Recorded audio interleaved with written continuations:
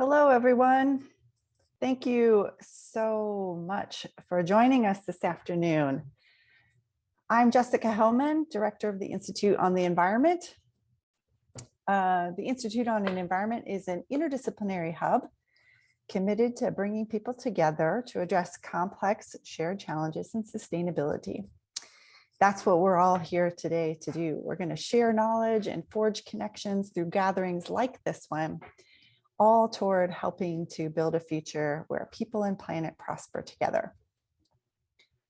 One neat thing about the Institute now is that it is serving as the physical home for the University of Minnesota's hosting of the Midwest Climate Adaptation Center, or what we call CASC. The mission of the Midwest CASC is fourfold. First, deliver science to help wildlife, ecosystems, and people adapt to a changing climate. Second, to provide learning and sharing opportunities for researchers, for students, for natural resource practitioners to help us all adapt to the effects of a changing climate. Thirdly, the Midwest CASC engages the Department of Interior, states, tribal governments, and others to help ensure information and tools in climate adaptation science can be applied to decisions. And the Midwest CASC focuses on issues that are important in the Midwest region, such as heavy rainfall and drought, loss of altered hydrologic regimes, novel terrestrial landscapes, and evaluating adaptation technologies and techniques. The Midwest CASC covers an 8-state region, and it's a collaboration. It's a two-part center. One part is the USGS. The other part is a consortium of universities and other institutions, including the Great Lakes Indian Fish and Wildlife Consortium, the College of Menominee Nation, Indiana University, the University of Illinois, Michigan State University, the University of Wisconsin, and the University of Minnesota. The final partner, the Nature Conservancy, shown in this map as being based in Michigan, actually operates in all states of the Midwest region. So this consortium is very happy to be hosting today's panel under the auspices of the Institute on the Environment. And our topic today is adaptation needs of the U.S. Midwest. We're featuring speakers who understand the wide range of threats and opportunities facing Midwestern cultural and natural resources. Now, before we begin, I want to remind us all that this event is being recorded. That means we'll be able to watch it later as well as in the moment. Later on, you'll also have an opportunity to ask questions of the panelists, and we invite you to put your questions into the Q&A function. I also, before we get started, really want to take a moment to set the tone for today's discussion by acknowledging that the Institute on the Environment offices, like all of the University of Minnesota Twin Cities, sits on the traditional and treaty land of the Dakota people. And at INE, we think it's very important to acknowledge the people on whose land we live, learn, and work as our university seeks to improve and strengthen our relationship with tribal nations. We understand that Indigenous knowledge systems are crucial ways of knowing this place we now call Minnesota, and we honor that knowledge and the people who keep it. Our university, as well as the entire Midwest Climate Adaptation Science Center, commits to moving forward in respectful relations with Indigenous people toward healing, reconciliation, and stewardship of land, water, and biodiversity. And with that, I'm finally excited to introduce today's panel moderator, Dr. Susan Galatowitsch, Professor of Fisheries, Wildlife, and Conservation Biology here at the University of Minnesota. And she's also one of the leads of our new Midwest Climate Adaptation Science Center. I'll toss it over to you, Sue. Thanks, Jessica. It's really exciting to be launching the Midwest CASC with today's event and with our panel discussion. I'm pleased to have with us today Chris Caldwell, Interim President of the College of Menominee Nation, Katrina Kessler, Commissioner, Minnesota Pollution Control Agency, and Mike Schmitt, Associate Dean of Extension with the College of Food, Agriculture, and Natural Resource Science at the University of Minnesota. Shortly, they'll share their understanding of climate change adaptation, including hopes and expectations for the future. We'll begin with the individual presentations by each of the panelists, followed by a moderated discussion, and then finally answering some questions that you pose. If you have questions for panelists at any time during the session, please post them in the Q&A window, and we'll acknowledge those in the final part of our panel discussion. Okay, and with that, I am pleased to welcome Interim President Chris Caldwell, College of the Menominee Nation. Chris has served as the director of CMN's Sustainable Development Institute for many years, and as the Tribal Resources Director for the Menominee Tribe. He provided strategic direction and climate change expertise to the Northeast CASC from its inception, which until now has included the Midwest region. Chris, we're delighted to have you here today and learn a little of your thoughts on climate adaptation. Take it away. Hello, everyone. Sorry, Susan, thank you for the introduction. Sorry, I forgot to update you that I am now the president of the College of Menominee Nation. That started in July of this year. So a lot of my attention has been shifting over to the duties here of a tribal college. But a lot of the work that I've done over the last several years through the Northeast Climate Adaptation Science Center and in relation as the director of the Sustainable Development Institute, it still resonates with me. It's still a priority for me as I transition into these duties as president. And when the panel came up and there was this opportunity to think about a vision for what climate adaptation should be in the Midwest and progress that we're seeing and what needs to happen, I actually kind of stepped back and thought about it for a minute in terms of maybe not so much looking at the progress, but how it might even be measured. And really, this is a lot of the work that I have done with SDI over the years, is looking at the health of the Menominee people and the forest and the relationship that exists there, that's exemplified through the language and culture, and looking at that as an indicator of sustainability. So in the case of climate change, maybe an indicator of successful adaptation. And as I thought about it this way, I thought about other Indigenous peoples and tribal nations in the Midwest region, thinking in terms of their relationship with the lands and the value systems that they carry with them, but also those that the tribal nations and Indigenous peoples who have been pushed into the Midwest region from their ancestral lands, still being able to establish a relationship based on their systems that they brought with them. And I thought about that as a measure of maybe climate change adaptation progress, but also in terms of how do we evaluate where we're at today. And so, you know, with tribal nations and the work that we do for our communities, there's always that background of deep historical traumas that we're trying to address.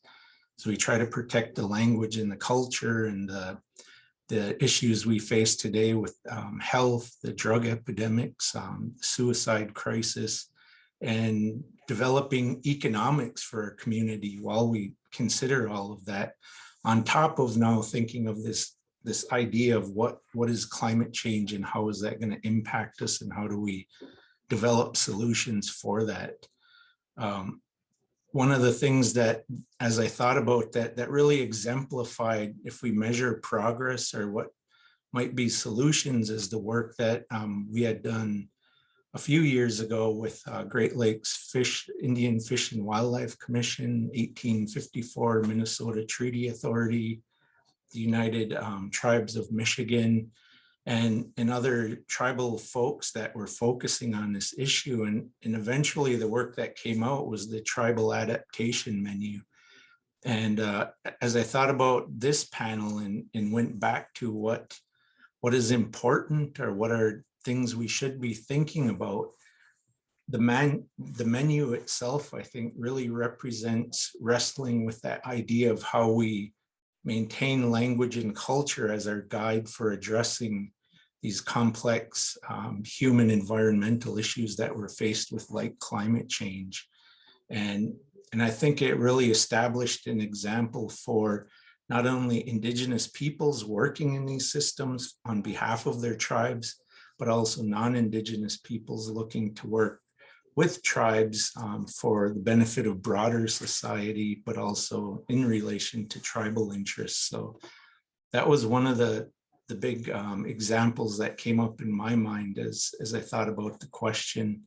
I think partnerships, relationships, as Jessica had mentioned at the beginning, and recognition of those historical relationships is important for climate adaptation work here in the Midwest, but also more broadly in terms of Indigenous lands that we are on. So those are just a few of the thoughts I had to begin with.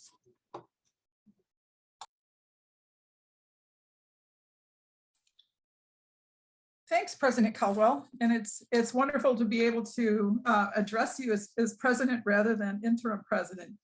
Thanks for those remarks. Now I would like to introduce you to Commissioner Kessler. Excuse me here. I'm pleased to introduce Commissioner Katrina Kessler, Minnesota Pollution Control Agency. She has provided strategic leadership and environmental engineering expertise to both state and local governments for nearly 20 years. Christina. Good afternoon. Can you hear me? Yes. Okay, great. I want to make sure that I'm not on mute or there's not a technical glitch. Thank you for inviting me and hosting this really important discussion. I want to say thank you to President Caldwell and just really appreciate his leadership and the leadership of the Menominee Nation and the example he called out with the Great Lakes. Fisheries in the 1854 Authority is one that we see as a success and that others can look to. So I think his example is spot on with what I'm going to say. I think from my perspective as the commissioner of the Pollution Control Agency, some of the most important progress that has been made stems from Governor Walz's 2019 Climate Change Executive Order. In signing that order, not only did the governor acknowledge that climate change is an existential threat, he directed state agencies to collaborate and to partner with tribes and with others to identify solutions in a way that we can grow in resilience and towards our goals. That action established a climate subcabinet, of which I lead, and set the foundation for state agency staff to coordinate with tribal experts and local government partners to think about ways that we can just accelerate our work towards this really important challenge. So one idea that I want to highlight builds on what you heard from President Caldwell, which is the 2021 legislative appropriation that came to the Pollution Control Agency for planning grants that are eligible for tribes and local units of government to increase resilience in their stormwater and wastewater and just general overall community health, looking at assessing risks from localized flooding and needs within their infrastructure and their overall community to think about how they can adapt. So this is that planning and preparation work you heard about from President Caldwell. It's looking at whether or not they need to prioritize, develop plans, and just generally get ready to take actions to increase resilience and towards adaptation. So I will highlight selfishly that grant application is currently open. Again, tribal nations and local units of government are eligible, and it's open through next Tuesday, December 21st. So please share that, and we hope to get a lot of response, not only because we want to give the money away to do this important work, but we want to demonstrate that there is an ever-growing, ever-present need so that the legislature will hopefully continue to fund this. A few other important signs of progress that I'll just briefly touch on from the last session. not only did the MPCA get money to give to grants, grant money was made available to the DNR to pass through to communities to invest in diversification of tree canopies, to look at resilience against emerald ash borer, and also provide adaptation benefits for whether that's heat island or water quality or community benefits. There was also money that was passed through to the University of Minnesota to continue to work on the dynamically downscaled climate projections. And I know there are experts on this webinar today who can speak to that. And the last example I'll call out was an appropriation that was made to the Board of Water and Soil Resources to establish a water storage program to complement the work that's happening in our built environments to hold more water on the landscape. And beyond that, I am just generally encouraged by the fact that there is a recognition both at the federal level and across Minnesota that A, this is a crisis, and B, this is an opportunity to make real investments that will help us adapt to the climate of the future in a way that grows jobs and brings additional economic opportunities. And I think challenges, the biggest challenge I see is that it's overwhelming and depressing, and we need to make sure that we are getting buy-in from individuals and businesses and communities and elected leaders around the state in order to really make progress here, because otherwise it's just really easy to say, you know, there's large chunks of polar ice falling into the ocean and there's nothing I can do about it individually here. So reducing greenhouse gas as well as building resilience needs bold and expedient action, whether you're talking about transportation or energy or agriculture, and it's on all of us to be able to explain that. And so I think that's the biggest challenge I see. We need to build broad recognition and then build this campaign that will facilitate the change that we need to occur. I think that's probably enough for me at this moment. Thank you, Commissioner Kessler. Our next panel member is Michael Schmitt. Mike is an Associate Dean in the College of Food, Agriculture, and Natural Resource Science at the University of Minnesota, responsible for the college's extension programs. Mike was a professor in the Department of Soil, Water, and Climate before moving into administration. Well, thanks, Sue. I truly feel honored to be part of this program today. I want to talk about extension and its potential significance and role with this project. I want to share how extension is entering into climate change adaptation, and more so, to envision the opportunities with the Midwest Climate Adaptation Science Center. You know, extension is oftentimes a bit of an unknown to many people, both within and outside of academia. Regardless of one's familiarity, extension has a great history of addressing specific topics. We have educated and informed thousands of people on issues such as emerald ash borer, purple loosestrife, soybean aphids, Dutch elm disease, weather, the list can go on.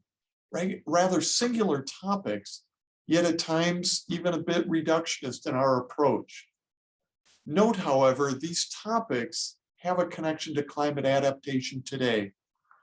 And today, as we all know, issues extension is addressing in our natural resources and agricultural program areas are quite different. They're no longer singular issues, and we realize that. We are addressing issues such as soil health and carbon markets, food insecurity and local foods, habitat sustainability, and of course, we're working with water and the various components of water, quality, quantity, etc. All rather complex issues that we are addressing in a multidisciplinary and often a transdisciplinary approach. Yet more than that, each of these issues that I just mentioned are being affected by climate change. And we're starting to design and implement climate adaptation practices with resilience principles in mind. Hence, the potential synergy with the Midwest CASC goals are very encouraging. Concurrently, extension has also been undergoing a transformation across the Midwest. Thus, you are seeing extension organizations in Minnesota and other states in the upper Midwest, whether they be restructuring or restaffing to enable more multi and transdisciplinary approaches. And the faculty are coming from both the natural science side as well as the human dimension side of these complex issues. So let me just share a couple of examples in some extension programming that's going on. Regionally, extension organizations in the North Central region have formed an extension academy, which I happen to co-lead, that has formed a targeted capacity building cohort with extension educators in each state to address water quality and climate adaptation issues. This cohort program is creating human capacity to better serve, communities in each state.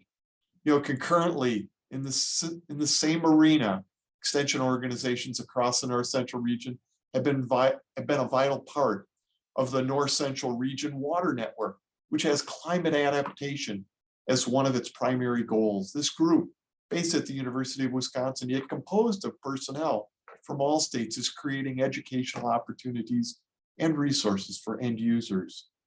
Nationally, I've been a member of a multi-state university committee that was part of the EPA-led hypoxia task force.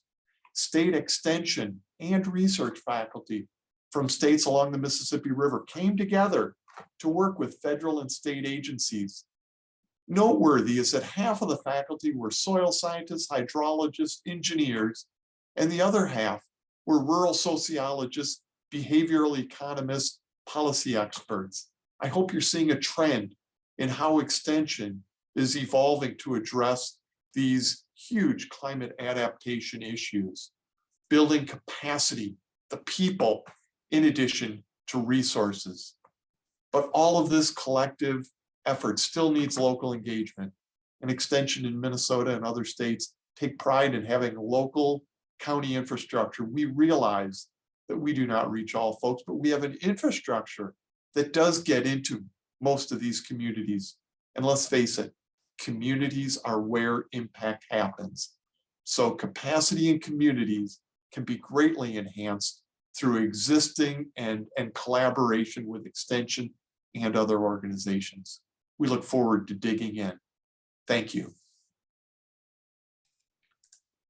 Thanks, Mike, and thanks to all the panelists.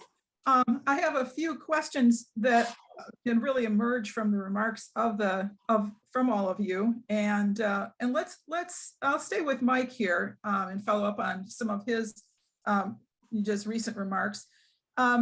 But first of all, as Jessica briefly mentioned in her opening, the Midwest CASC is a distributed network of academics and their students together with practitioners. So basically, it's a network of researchers and research teams.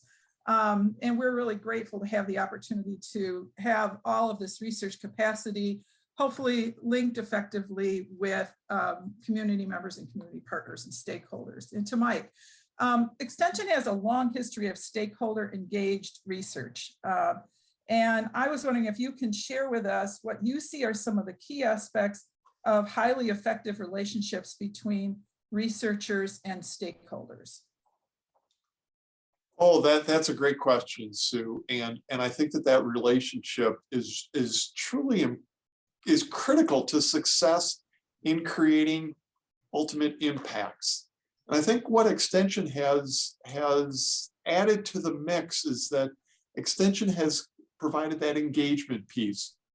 And I think that engagement piece is really critical when we look at researchers and that academic, communities at our universities and at our research centers, et cetera. But then the end user is out in the communities. And I think that Extension can provide that engagement because that engagement is what's so critical. And, Sue, we believe that engagement involves having listening and more listening sessions with the audience to understand, issues in the local communities, bring that back to the researchers. Then the researchers work on solving that issue and then going back out to the communities. And I think Extension, can really be that conduit, that can get in between there. Now, Extension doesn't do this on its own. And I think that Extension has also created its own network of professionals working with state agencies, working with nonprofits, working with industry partners as well to help form that middle between the end users and the researchers at the university. And I think that, you know, that connection point there, that engagement, the partnership and collaboration of the people at that interface between the research community and the communities of impact is what's really key, I think, to success in the long term. Great, thanks. That's really helpful, I think, and I think gives us a little guidance in the way that researchers might be able to sort of engage with extension to make that happen with some communities. Chris, I have a question to follow up on your remarks about the tribal adaptation menu, which is really a remarkable resource. And I know our team has really looked forward to, as you noted, using that as an important precedent, really region-wide, and thinking about the value of that. I'm curious from this, again, from the perspective of this distributed research network and the opportunity we have to support communities who are coming up with solutions and preparing to take, accelerating actions for adaptation. I was wondering if you could, from your lens, give us a sense of how this research network, or how the researchers in the network can support the next steps of supporting needed knowledge for the tribal adaptation menu, and supporting the work of the decision makers and others that are responding to climate change in communities. Sure, I'll try to summarize that into, I think one of the things that I jumped over when I did my introduction was this 2019 article by Latulip and Klenk, Making Room and Moving Over, Knowledge Co-Production, Indigenous Knowledge Sovereignty and the Politics of Global Environmental Change Decision-Making. And I think one of the important ideas or thoughts that came out of that paper is the way that knowledge production by Indigenous peoples is so closely linked to governance. Whereas in the Western-based approaches, science is over here and it's developed to inform policy over here, to differing groups of people that maybe they're working towards addressing the same issue, but in different roles, but still the work and the value systems differ and are separated in those roles and those capacities. And what they talked about was, by using that approach with Indigenous peoples and tribes, it can undermine the legitimacy or the sovereignty and the decision-making authority that tribes have over their lands, their present day lands, but also in terms of that ancestral responsibility that we have to the lands that we're a part of, that maybe we don't have access today just because of the colonization, and through the treaty process we've lost access, but we still maintain that sense of responsibility and relation. So I think when I talk about TAM in terms of providing a guidance opportunity, if you look at TAM as guiding the Midwest regional work, and then having the localized projects that then take that guidance to, tribal adaptation menu, TAM. And then when it's localized projects who are taking on that guidance, it is a way of connecting the grassroots efforts into that larger regional scale approach to bringing Indigenous knowledge systems into the way of not only determining the development of science and tools to address the issues, but also then in terms of how policy is developed to respond to what is learned from those efforts. So I think that's an important part of when we talk about regional, or the scaling up, is looking at that guidance at those levels as well, so that it not only matches back up with the tribal communities, but can also be a source of inspiration for other communities that have of peoples that have come to live on these lands now. So I think that part is also gets to the work that we've done at the Sustainable Development Institute. And I see Sarah Smith is on here and Tom Knote, so I better put some of the other work we did, the Northeast Indigenous Climate Resilience Network, which is a resource that we look at in terms of how SDI shared the projects, research, community outreach with the Northeast region that we were able to leverage through the Northeast CASC when we were a part of that. And all of the great people that we worked with through that consortium membership, we really got a lot of opportunity to leverage and build from an Indigenous perspective of how we approach climate adaptation. So just wanted to throw that in before we went too much further. It was really helpful, and I appreciate the additional detail on your vision of how we might use TAM to, like you said, inspire others. And I think that will also be an important inspiration as the researchers begin to figure out how to work collaboratively to address needs. Chris, I have another sort of follow-up on your presentation that I think relates to TAM as well, but perhaps goes beyond it. You emphasize the need to measure climate adaptation progress and evaluate where you're at. What do you see as the connection with perhaps the Midwest CASC on that aspect in terms of measuring where we're at? Do you see that as primarily community-based, or is that something where there's potentially a collaborative opportunity with researchers in a group like the Midwest CASC?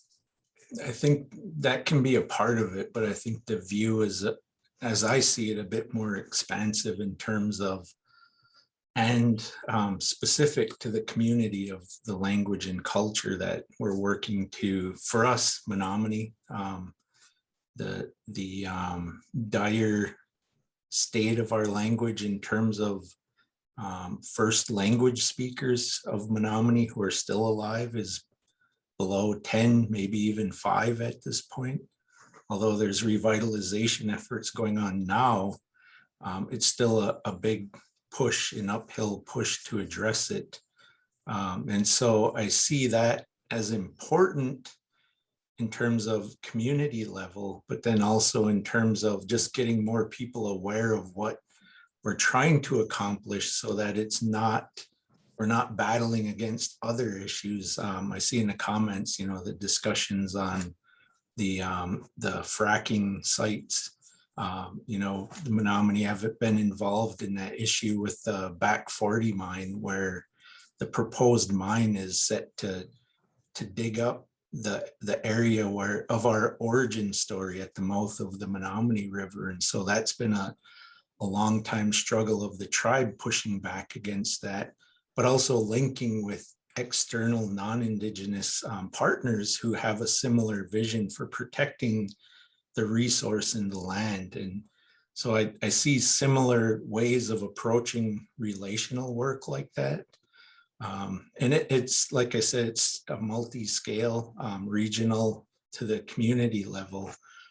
So it does take a lot of coordination, and it doesn't always work out the way that we as tribes envision it working out. But for the Menominee, the way I've learned that how we've maintained our access to our ancestral lands has been not only through the far-reaching foresight of our leaders, but also in terms of our diplomacy and how we work with other tribal nations, other people that have come into the region. So all of that relates to working with the Midwest CASC, whether it's scientists, students, policymakers. So great, thanks so much. And I think your remarks also highlight how important sort of those tribal collaborations, and also the sort of I guess the focus that the Midwest CASC will have that is perhaps quite distinctive in the national network. there was all of you, but in particular, Commissioner Kessler as well as Chris, emphasized the move now towards solutions and actually deploying solutions for adaptation in the landscape. And Commissioner Kessler, I'd like to direct one question at you related to now as we move more into the solution and application space, and especially with the increasing calls for infrastructure protection as part of climate change adaptation. What are your thoughts on how planning and design of infrastructure can be pursued to avoid being maladaptive to environmental quality and natural resources more broadly? So I think that's a super important question, and one that we've been trying to raise up now for a year plus, prior to the announcement of the bipartisan infrastructure law from the federal government. I think we all recognize that our infrastructure is aging, the climate is changing, that the effects of climate change are most acutely felt at the local level. So you think about public works directors and city planners, and oftentimes within a community, it's disproportionately impacting already disadvantaged communities because they are living in places with lower rents, more prone to flooding, more with proximity to freeways or other sources of pollution. And so doing the work to prepare, to identify risks, to prioritize mitigation of risks where we see the most progress to be made, in particular with disadvantaged communities, and where we see stacked benefits. So when we have aging infrastructure, when we have water quality concerns, when we have climate flooding related concerns, how do we line all those things up with the local voices in the front? And I think those are things we've been trying to talk about. And now the bipartisan infrastructure law has just made that conversation all that more important. So the planning work that will be funded by the grants that the MPCA is putting out, and other planning work that people are just footing the bill for locally already, is all that more important now that we see an influx of federal dollars coming in. And you've all seen that there's the expectation at the federal level that at least 40% of this investment happen within environmental justice communities. And that's something that we're taking to heart as well, which is a key piece in planning. So I think what is different between the last time we saw a large federal influx of dollars is that we are trying to be super intentional now about having the preparatory conversations with local voices in the lead, so that we don't have to hurry up and fund only the projects that are shovel ready, and that we're actually funding projects that will make the biggest difference and improve the quality of life at the local level. And of course, create jobs and economic opportunities, all of the things that come along with a large infrastructure investment. But I think, to your point, being intentional about preparation is very important and something that we want to make sure we are supporting at the state level. Thanks, Katrina. That's really helpful. You mentioned stacked benefits, and I think this echoes some of the remarks Mike made too about being really much more multidisciplinary than historically. What do you think what's it going to take though to not have the maladaptation issues be sort of at the later phase of a permitting process versus being part of the design and planning at the upfront? So I guess my concern on the infrastructure projects is historically we would rely on regulatory processes to say, no, there's an environmental problem with a solution and we shouldn't do it that way. With maladaptation and the amount of infrastructure that could be being placed in the landscape in the name of climate change adaptation, do you think do we need new processes or new policies to manage those stacked benefits now? Or will the same sort of approaches to design and approval of infrastructure, will that work? So it's an interesting question. I don't think that the infrastructure bill creates any new regulatory authorities. Right. And so I think what we've been told by federal partners is that for the most part, dollars will come through existing channels, and the expectation will be that they will be managed at the state level, but the management needs to be done primarily through the lens of equity and with consideration of climate. So there are new expectations being set as money comes through existing channels. And I am a proponent of having local voices lead where the money should be spent. I think that, you know, the state can make grant dollars available or provide technical assistance for people who might want to help with planning, prioritization, or design.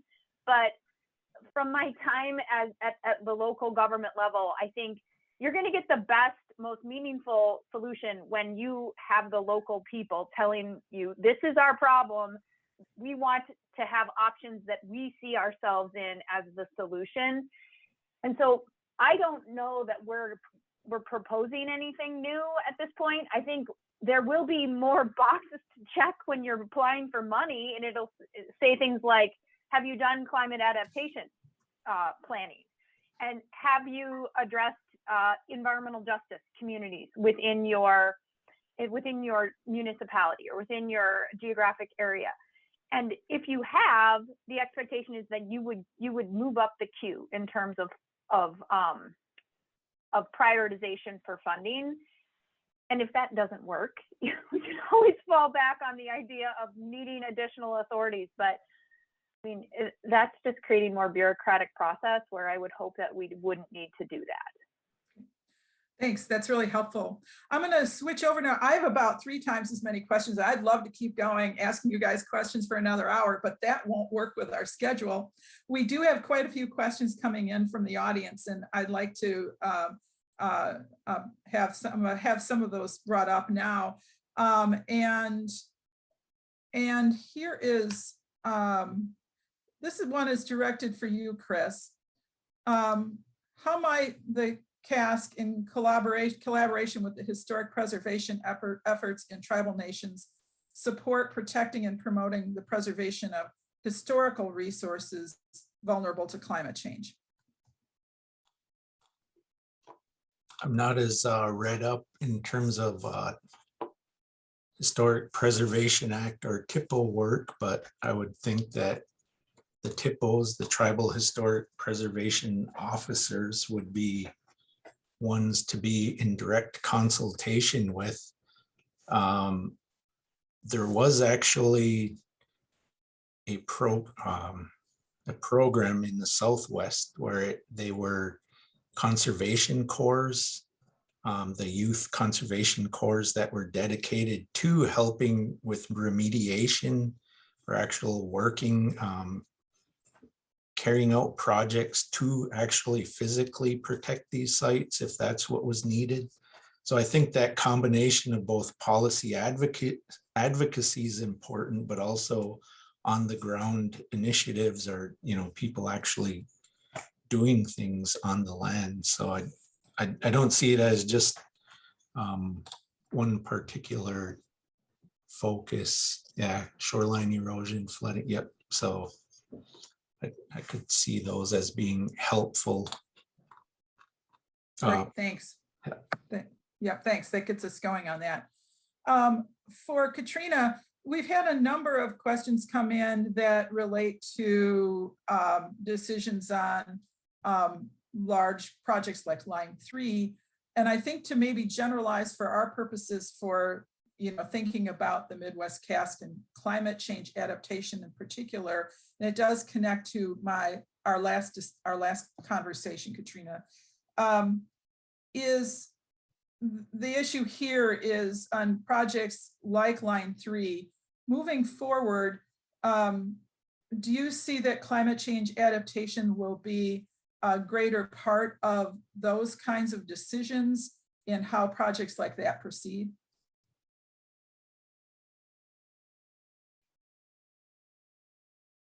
So I know that everyone is really interested in Line 3. And I can just say that the existing authorities under the antiquated Clean Air Act and Clean Water Act do not allow permitting authorities to take a broad scope as people might want in 2021, almost 2022, in consideration of things like equity, climate, the things we're really talking about. And I think that's really crappy. And it's the reality that we're dealing with. So if we're going to make real change on the regulatory front, we need to have a change, whether it's at the federal law level, the United States Congress, around the Clean Air Act and the Clean Water Act, and or at the state level. And at this point, we are trying to work within the confines of what we have and stretch the ability of our existing authorities to really think about the challenges that we're facing today. But the dissatisfying truth is that we do not have the regulatory authorities to address things through the permitting lens as exhaustively as we would like to at this moment. I can say on the funding lens, we were just talking about giving money out, we have more flexibility there. So that is where we're trying to focus. Yeah, I really appreciate your comment on the sort of regulatory bounds, and just a more general remark for the audience. You know, the federal policy that Commissioner Kessler is talking about was mostly enacted, 50 years ago, late 1960s, early 1970s, when climate change was a minor scientific issue, not a major social one. So that's a really interesting point. And also the fact that we've been able to move forward with funding, but not necessarily, like you said, on the regulatory side. So work to be done on major policy, but beyond certainly what the Midwest CASC can lead on, or even an individual agency. So much needed. Let's see. We're seeing some questions come in now. I'm just waiting to, let's see. So there was one question: what are the opportunities for a scientifically trained individual of the community for helping out with climate adaptation efforts? And maybe I think we can just broadly consider, would any of you like to take this one? If somebody has scientific expertise that would be useful for thinking about adaptation, what are some thoughts you have for how they would become engaged in climate change adaptation with the center or otherwise?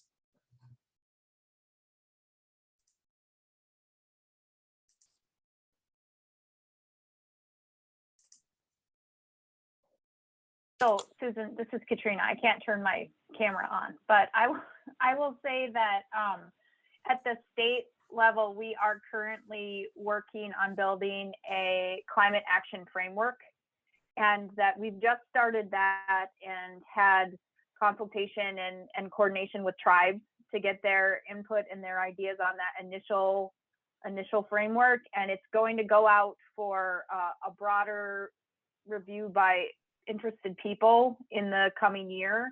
And there is a portal currently available on the DNR's website. We'll put it in the chat, but there is an opportunity to shape how we're doing this work as individuals. So that's, I think, how you could interact with the state.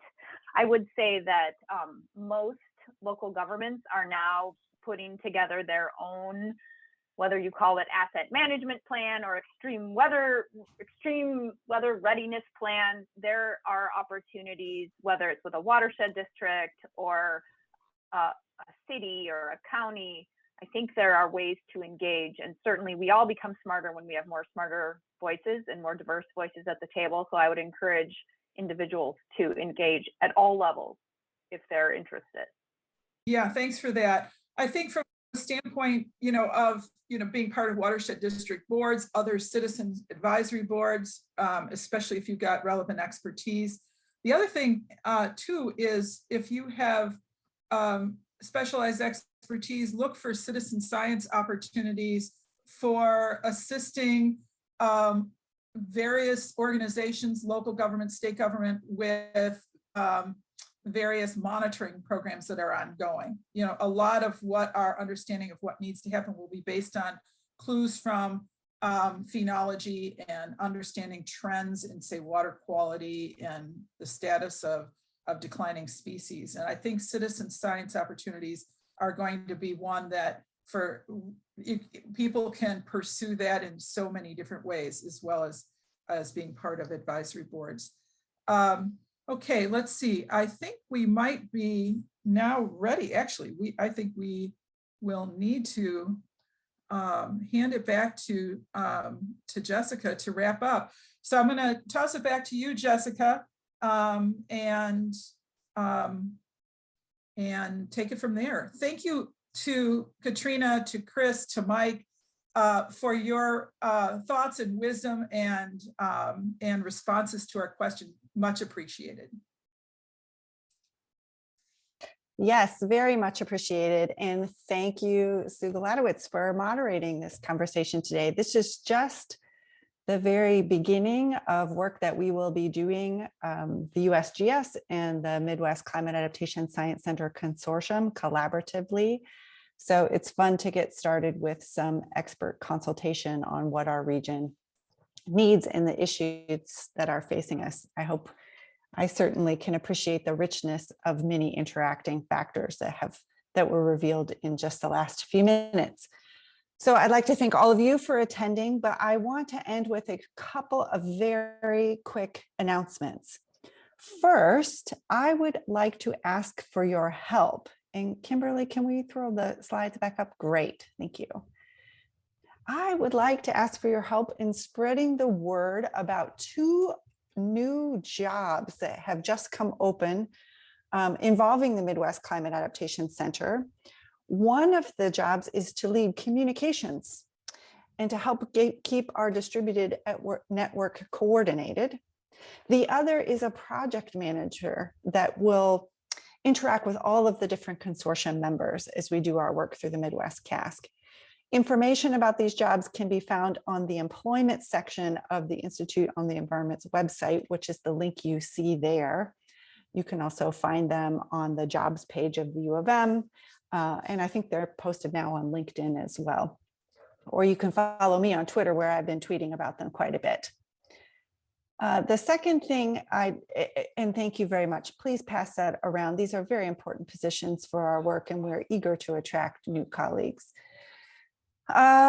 Second, for all of you who registered for today's panel presentation, I think you did have to register in order to attend. We'd like to reach out to you in early 22, and we'll ask you if you would like to join a new Midwest CASC listserv that we'll be creating. That will be a place where we post events, importantly, grant announcements and other workshop and other such information. That listserv does not yet exist, but we're going to use registrants of this gathering as a first place where we go ask if you'd like to join. So please look for that message. And lastly, some of you may be joining us for a mini research symposium that will feature ongoing research by folks in the Midwest Climate Adaptation Science Center. We're going to start that at 1/4 after the hour. So at 1:15 Central Time. There's a Zoom link out there circulating that was sent an email for people to attend. If you would like to attend and listen to some research presentations and do not have the Zoom link, I just put my own email address into the chat. Send me a message in the next few minutes and I can forward the Zoom link for that presentation. That will feature a collection of lightning talks, sort of quick 10-minute talks by a group of researchers sharing their ongoing work. And lastly, I'd like to thank everyone again for attending. We at the Midwest CASC and at the University of Minnesota and at the Institute on the Environment, we wish you a joyous end of the year and a terrific start to 2022. Thank you so much. Be well.